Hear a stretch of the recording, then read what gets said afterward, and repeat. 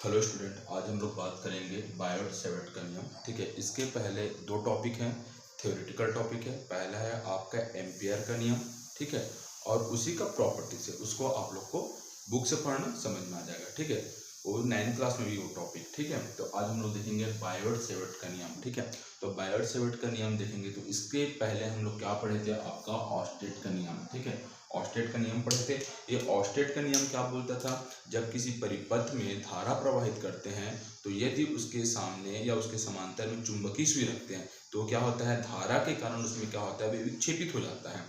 ठीक है, जब विक्षेपित होगा तो विक्षेपित क्यों होगा, क्योंकि उसमें क्या होगा, विद्युत क्षेत्र की तीव्रता डेवलप होगा। ठीक है, तो यही विद्युत क्षेत्र की तीव्रता कितना डेवलप होगा, इसी को आपका एडवांस फॉर्म में बताया गया है आपका बायोट और सेवर्ट ने। ठीक है, किसने बताया आपको, बायोट और सेवर्ट ने। ठीक है, बायोट और सेवर्ट ने एक नियम दिया। यह नियम कब दिया, आपका 1820 में दिया था। ठीक है, इन्होंने क्या नियम दिया, ठीक है, किसी धारावाही चालक, कोई धारावाही चालक है, ठीक है, कि किसी बिंदु पर विद्युत क्षेत्र की तीव्रता ज्ञात करने के लिए, ठीक है, कोई आपका धारावाही चालक है, ठीक है, अगर उस धारावाही चालक के किसी भी बिंदु पर हमको विद्युत क्षेत्र की तीव्रता ज्ञात करना है तो उसकी तीव्रता कैसे ज्ञात करेंगे, उसको इन्होंने बायोट और सेवर्ट ने दिया है। ठीक है, कब दिया, 1820 में। ठीक है, तो उसके लिए सबसे पहले हम एक लेते हैं आपका धारावाही चालक। ठीक है, ये चालक है आपका, देखो डायग्राम, ये चालक है आपका, एक्स और वाई क्या है आपका चालक है। ठीक है, चालक का मतलब क्या होगा, उसमें विद्युत धारा फ्लो होगा। ठीक है,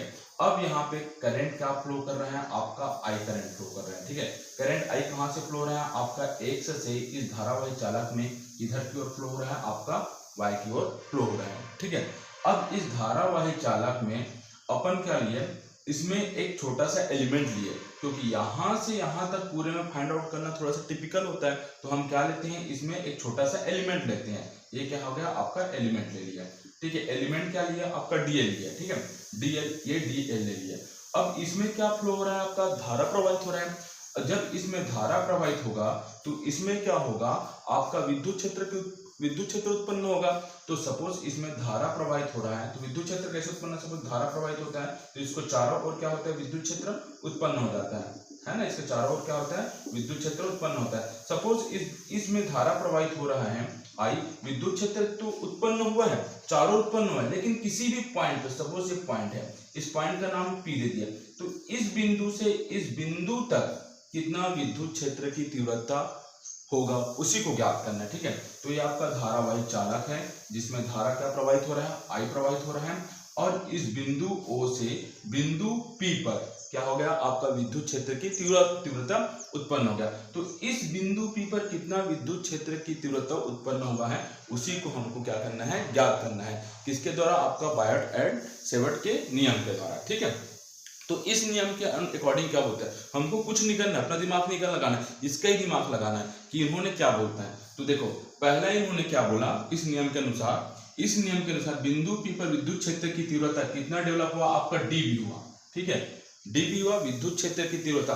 तो वो जो विद्युत क्षेत्र की तीव्रता है डीबी किस पे आपका डिपेंड करता है, उसी को इसमें बताया गया है। सबसे पहले देखो, चालक है, ये चालक है, चालक में क्या प्रवाहित हो रही है, धारा प्रवाहित हो रहा है। तो चालक में धारा आई प्रवाहित हो रही है, तो विद्युत क्षेत्र की तीव्रता डीबी चालक में धारा प्रवाहित आई के क्या होता है, आपका अनुक्रमानुपाती होता है। मतलब विद्युत क्षेत्र की तीव्रता क्या है, डीबी, धारा कितनी प्रवाहित हो रही है, आपका आई, तो d b is directly proportional to क्या होता है, आपका आई। ये क्या होता है, आपका पहला नियम बोलता है। तो इसी को लिखा है dB is directly proportional to I. ये क्या हो गया, फर्स्ट आपका नियम हो गया। इस नियम के अनुसार फर्स्ट आपका हो गया। ठीक है, धारा के रिस्पॉन्स। ठीक है, अब सेकंड देखते हैं, यहाँ पे क्या प्रवाहित हो रहा है, यहाँ पे क्या लिया, आपका एलिमेंट लिए हैं। ठीक है, एलिमेंट क्या लिया, डीएल लिए हैं। तो इस विद्युत क्षेत्र की तीव्रता डीबी, इस एलिमेंट के भी क्या होता है, आपका अनुक्रमानुपाती होता है। ठीक है, इसी को लिखा हूं मैं, चालक के लंबाई के अल्पांश डीएल, अल्पांश लिया डीएल के अनुक्रमानुपाती होते हैं, मतलब d b is directly proportional to क्या हो जाएगा, डीएल। इसको इक्वेशन नंबर सेकंड में दिया। ठीक है, नाउ थर्ड देखते हैं। क्या देखते हैं, ये चालक है, चालक में क्या प्रवाहित हो रही है, धारा प्रवाहित हो रही है। तो चालक में धारा प्रवाहित हो रही है, तो यहाँ पे क्या लिया, आपका अल्पांश क्या लिया, डीएल लिए, और बिंदु P लिए। बिंदु P और O से डिस्टेंस क्या है, R है। तो बिंदु P और ये चालक के अल्पांश ds के मध्य कितना कोण बन रहा है, आपका थीटा कोण बन रहा है। ठीक है, कितना कोण बन रहा है आपका थीटा। तो ये थीटा जो है विद्युत क्षेत्र की तीव्रता डीबी के साइन ज्या के अनुक्रमानुपाती है। साइन ज्या बोलने से क्या होता है आपका साइन थीटा हो जाता है। ज्या शब्द है मतलब क्या हो जाएगा साइन थीटा हो जाएगा। ठीक है, तो यहाँ पे देखो आपको क्या हो जाएगा, चालक के अल्पांश dl एवं अल्पांश की लंबाई बिंदु P से मिलाने वाली रेखा क्या है r है, दोनों के बीच कितना कोण बन रहा है थीटा। तो इसके क्या होगा अनुक्रमानुपाती होगा। ठीक है, साइन के। तो db विद्युत क्षेत्र की तीव्रता डायरेक्टरी, ठीक है, या अनुक्रमानुपाती साइन थीटा। ठीक है, ये हो गया आपका इक्वेशन नंबर 3 हो गया। ठीक है, 4 क्या बोलता है, जब इसमें करंट धारा I प्रवाहित होता है तो इसमें विद्युत क्षेत्र की तीव्रता db उत्पन्न होगा जो बिंदु O से बिंदु P तक की दूरी r है, इसके क्या होता है वर्ग के व्युत्क्रमानुपाती होता है। ठीक है, तो विद्युत क्षेत्र की तीव्रता db is directly proportional to 1/r का स्क्वायर। ये 4 हो गया। किसके अकॉर्डिंग, इसके अकॉर्डिंग। पहला लेंगे अपन, क्या क्या चीज दिया है, धारा दिया है, तो धारा का क्या होगा अनुक्रमानुपाती होगा। फिर क्या दिया है डीएल दिया, उसका भी क्या होगा अनुक्रमानुपाती होगा। फिर क्या दिया एंगल दिया, एंगल का भी क्या होगा साइन ज्या के अनुक्रमानुपाती होगा। फिर यहाँ पे आर दिया है, उसका क्या होगा आपको वर्ग के व्युत्क्रमानुपाती। कुछ नहीं करना है, डायग्राम बनाना है और डायग्राम के अकॉर्डिंग आपको क्या करना है वर्क करना है। ठीक है, अब देखो यहाँ पे 1 2 3 4 4 इक्वेशन आया। अब चारों इक्वेशन को क्या करेंगे कंबाइन करेंगे। तो कंबाइन करेंगे तो यहाँ पे db db db db है, तो इसको db ले आया और क्या है डायरेक्टली प्रोपोर्शनल अनुपात है, क्या है प्रोपोर्शनल लगा दिया। ठीक है, डायरेक्टली प्रोपोर्शनल, यहाँ का I का I लिख दिया, dl का dl लिख दिया, साइन थीटा का साइन थीटा लिख दिया, अपान है तो अपान का r के स्क्वायर का r स्क्वायर लिख दिया। ठीक है, तो db is directly proportional to क्या हो जाएगा अपने पास I dl sine theta upon r square. जब प्रोपोर्शनल लिमिट को हटाऊंगा तो एक कांस्टेंट टर्म जुड़ता है, वो कांस्टेंट टर्म क्या है आपका के, तो db इक्वल टू हो जाता है k I dl sine theta upon होता है r स्क्वायर। ठीक है, ये क्या है आपका, के क्या है आपका पैराविद्युतांक कांस्टेंट है। ठीक है, तो पैराविद्युतांक कांस्टेंट है। ठीक है, तो अपने पास क्या हुआ है db equal to k I dl sine theta upon क्या हो जाएगा r स्क्वायर। ठीक है, k इक्वल टू क्या होता है μ0 अपॉन क्या होता है 4 पाई। ठीक है, और यहाँ पे μ0 का वैल्यू कितना होता है।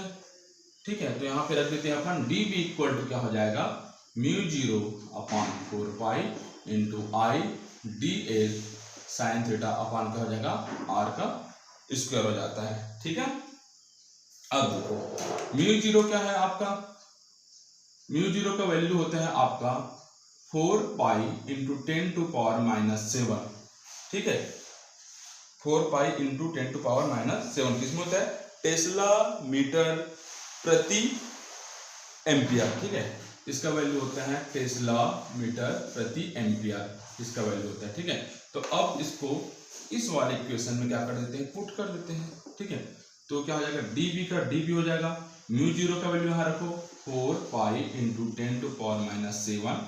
ठीक है, इसका वैल्यू ये वाला वैल्यू यहाँ पे पुट कर दिया, अपान में क्या है 4 पाई है इंटू कितना हो जाएगा I dl sine theta upon क्या हो जाएगा r स्क्वायर।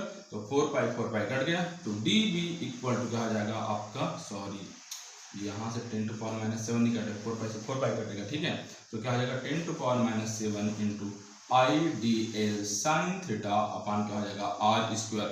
ये क्या होगा इस बिंदु पर क्या होगा विद्युत क्षेत्र की तीव्रता होगा, कितना होगा आपके पास विद्युत क्षेत्र की तीव्रता 10 टू पावर -7 इंटू क्या हो जाएगा I dl sine theta upon क्या हो जाएगा r स्क्वायर।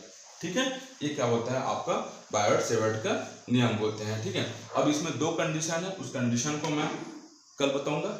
ठीक है, थैंक यू।